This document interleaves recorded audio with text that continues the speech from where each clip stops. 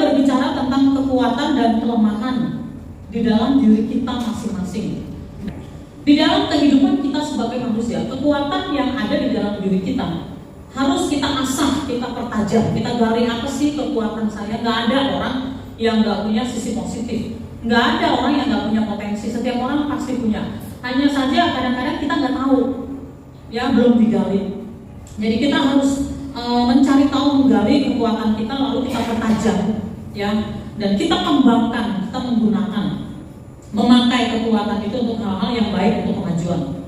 Tetapi setiap orang juga pasti punya kelemahan. Satu-satunya yang gak punya kelemahan kita tahu hanyalah Tuhan Yesus. Di dalam Alkitab ini, tokoh-tokoh Alkitab, sehebat-hebatnya mereka, sehebat apapun mereka, semua pasti punya kelemahan. Tidak ada orang yang demikian sempurna sampai tidak ada kelemahan. Setiap orang pasti punya kelemahan. Yang menarik, banyak tokoh-tokoh di Alkitab yang punya kelemahan, bahkan mereka berbuat jahat, tetapi ternyata Tuhan memakai hidup mereka, Tuhan memanggil mereka dan memakai hidup mereka. Kita ingat aja beberapa orang, ya. Kita ingat Yakub. Yakub ini seorang yang licik. Dia seorang penipu, dia licik, ya.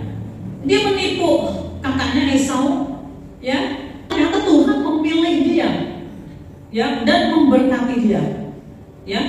Ada kisah lagi tentang Simpson, ya. Dia orang yang mudah dipengaruhi oleh wanita, ya, wanita yang nggak benar pula. Kalau dipengaruhi wanita positif, ya, wanita yang baik, yang benar, ya, nggak masalah, ya.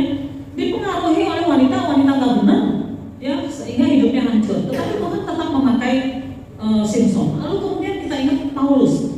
Paulus ini menganiaya jemaat Tuhan, tetapi Tuhan memilih Paulus dan memanggilnya untuk menjadi pelayan Tuhan, untuk menginjil dengan luar biasa. Dan banyak contoh lainnya. Yunus, ya, Yunus ini dia nggak rela. Orang jahat kok dikasih pengampunan, orang jahat kok dikasih kesempatan. Dia kesel lagi sama Tuhan. Wah, tetapi ternyata Tuhan tetap memakai Yunus ini, tetap memakai hidupnya. Nah, jadi ya, kita belajar di sini dari tokoh-tokoh yang tadi saya sebutkan, dan Tuhan itu ternyata, ya, sering memanggil orang di tengah-tengah kejahatannya, di tengah-tengah kelemahan dan kekurangannya, memilih. Jadi bukan masih jahat sudah dipilih, Yakub masih penipu sudah dipilih, Paulus masih menganiaya, masih jahat, ya, dia membawa surat, ya, surat kuasa untuk menangkapi anak-anak Tuhan, orang-orang Kristen. Yang begitu dia dipilih. Setelah dipilih baru bertobat. Nah, ini perhatikan dari kisah-kisah ini, ternyata mereka dipilih dulu, padahal mereka belum bertobat. Setelah dipilih mereka bertobat. Nah, jadi apa sih yang saya mau soroti dari narasi saya? Mengapa Allah tetap memakai mereka? Mengapa Allah tetap memilih mereka padahal mereka ini jelas-jelas berbuat salah, jahat? Nah, ternyata karena Allah adalah Allah yang mengerti kedalaman hati manusia. Kita manusia sering salah menilai.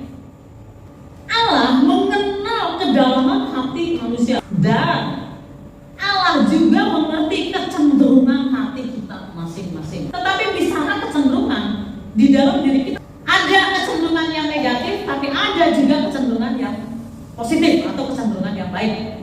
Misalnya, seseorang terkenal kikir, dalam arti dia nggak pernah ngasih orang, nggak pernah ngebantu orang, nggak pernah memberi sesuatu. Tetapi di hadapan Tuhan mungkin sebetulnya dia punya kecenderungan untuk bermurah hati. Dia punya kecenderungan yang baik memberi, tetapi kehidupannya, kesempatannya, keadaannya memang tidak memungkinkan dia untuk memberi apa-apa. Jadi manusia menghakimi dia adalah orang yang pelit, nggak pernah ngasih apa-apa.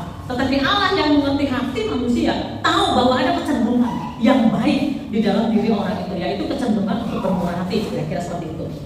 Nah, kembali lagi kepada kenapa sih Allah tetap memakai mereka ini. Paulus dipilih dalam kondisi masih memegang surat kuasa untuk menangkapi orang-orang Kristen.